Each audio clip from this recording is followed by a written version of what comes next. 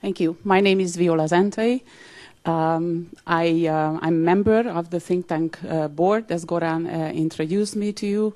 And actually, I'm very happy to be in this community because I'm familiar from most of the faces that I see in the room. And in one way or another, I also belong to this community. But for the sake of courtesy, I introduce myself. I'm a member of the board based on certain legitimating grounds. One is that I have been working with the Open Society Institute and its local government and public service reform initiative program, which is one of the oldest open society programs, as a program manager, and have been working with this institute for more than 15 years now. By the same token, I'm running a small research center at the Central European University, which is a international graduate school. Some of you or many of you are familiar with the CEU. Some of you are working with CEU graduates in your center or in your broader network. So we have been doing comparative policy research, and not only doing research, but trying to teach a new generation of public intellectuals, researchers to do policy research and policy analysis.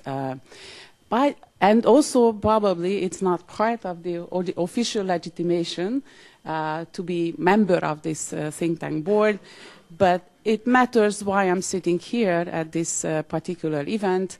I'm a member longer than the two other professional engagements that I mentioned, of a Hungarian women's NGO, which is trying to do policy analysis, which is trying to have a voice in the policy community in Hungary. So I'm grappling on an everyday basis what you are grappling in your home institutions, how to communicate your ideas to governments, how to communicate your ideas to your peers, and all important stakeholders in the policy debates and the policy-making communities.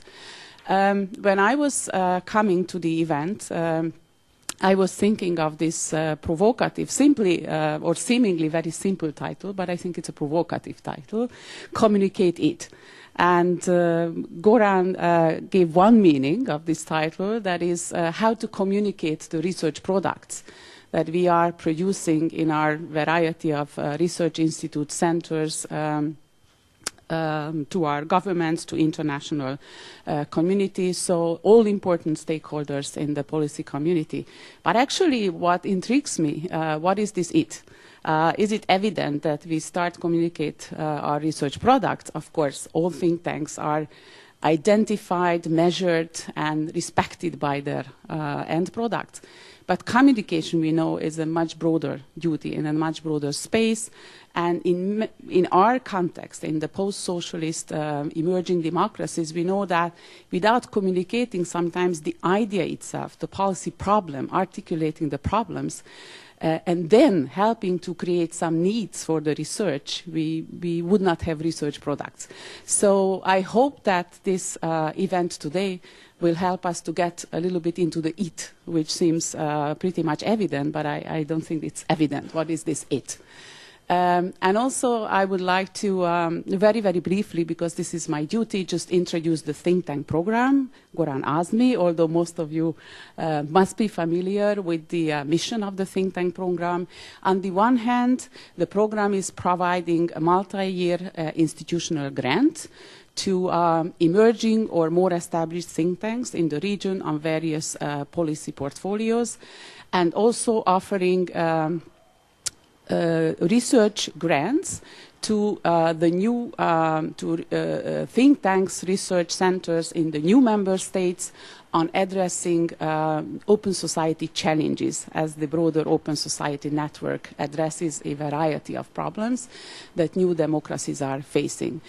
Probably for us today, most important is actually a third package or a third duty that the think tank program is taking on itself, and it is to help with its modest resources, its modest capacities, capacity building in institutional development, in communication strategies, and research analysis for the constituency of the think tank program.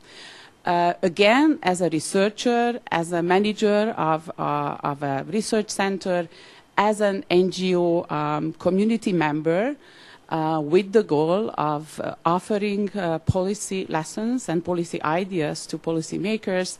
I think that most of us have, if one has to make a distinction between strengths and weaknesses, our capacities are much more developed normally on the research side, on the analysis side. Doesn't mean that we don't have to improve ourselves on that ground, but the other realm of capacities without which we cannot run efficient and visible institutions, it is the communication skills.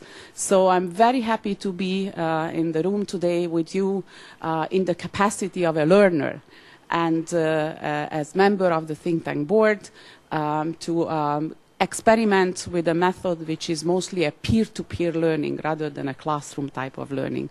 So with all these ideas, I'm greeting you on behalf of the think tank, a program, as well as the board, and I would like to be on the learner side today with you. Thank you.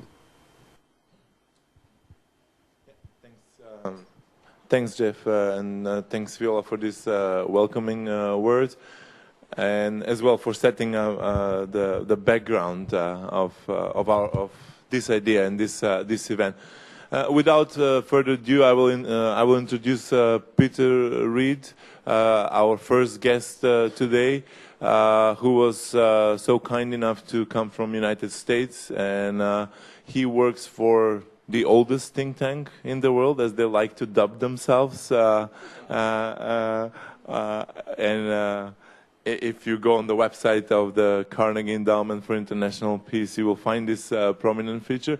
But also he is Vice President for Communication in one of the few truly global think tanks. And we really use this opportunity to bring him over here and ask him to talk about the different experiences in his really rich career, but as well the different challenges and ideas that the oldest think tank in the world faces at the moment on the communication front.